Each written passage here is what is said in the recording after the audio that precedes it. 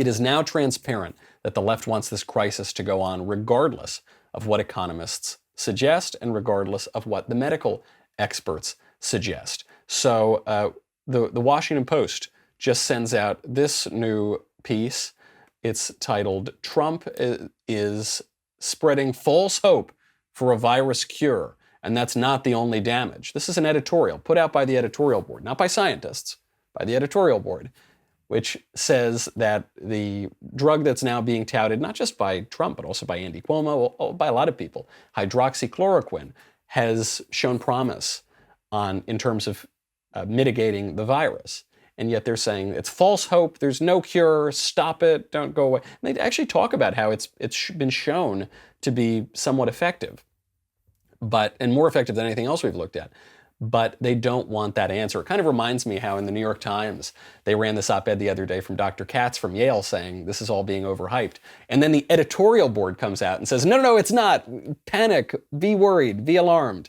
So you got the scientists saying, not a huge deal. Then you got the journalists who I use that term loosely, they're just left-wing political operatives out to get Donald Trump and every other Republican. They're the ones saying, no, you should panic. No, you should worry. President Trump has had enough of this. He was giving another one of his daily pressers, one of the greatest things to come out of this coronavirus pandemic, and he called them out as fake news. Is this Easter timeline based on your political interests? What do you mean by election success? No. You tweeted, you said that the media wants the country to remain closed to hurt your odds No, of I being think the reelected. media, the media would like to see me do poorly in the election. I think lawmakers and economists on both sides of the aisle have said that reopening the country by Easter is not a good idea. What is that plan based on? Just so you understand. Are you ready? I think there are certain people that would like it not to open so quickly.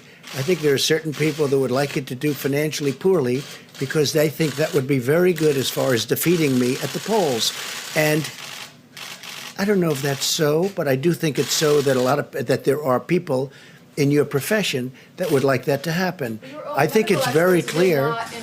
I think it's very clear that there are people in your profession that write fake news. You do. She does. There are people in your profession that write fake news. They would love to see me for whatever reason, because we've done one hell of a job. Nobody's done the job that we've done. And it's lucky that you have this group here right now for this problem, or you wouldn't even have a country left. Bingo, baby, there it is. Some people in that profession are writing fake news. Not everybody, but some people certainly are. A great example of this, the Washington Post, I kid you not, ran an article going after a random guy on Twitter for suggesting that maybe we shouldn't panic and maybe we shouldn't destroy the economy. I kid you not. Here's the tweet. Scott McMillan, a 56-year-old lawyer, tweeted that it's more vital to revive the economy than to save people who are not productive, like the elderly and infirm. So I called his parents.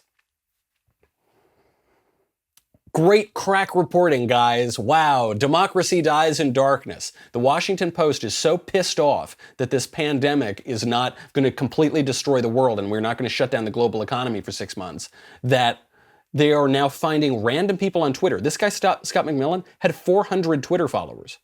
Not 400,000, 400. And then found his parents' phone number and called them to tattletale on their son. And guess what? The parents said they agreed. That's the best part of it all. The parents told the Washington Post, yeah, maybe we shouldn't destroy the global economy based on these numbers that, some people are going to become ill with the virus, because people get ill with viruses all the time. You don't freak out about the other viruses, but this one is politically convenient. So anyway, a great example. Very embarrassing for the Washington Post, even that they would run it. I mean, you'd think that they would come to their senses and some self-awareness, but self-awareness is just simply not a trait among the left. Thank you for tuning into the Daily Wire, one of the fastest growing conservative media outlets in the country. If you enjoyed this video, and really, even if you didn't, please be sure to give it a like and subscribe to our YouTube channel so that you don't miss out on any of our content.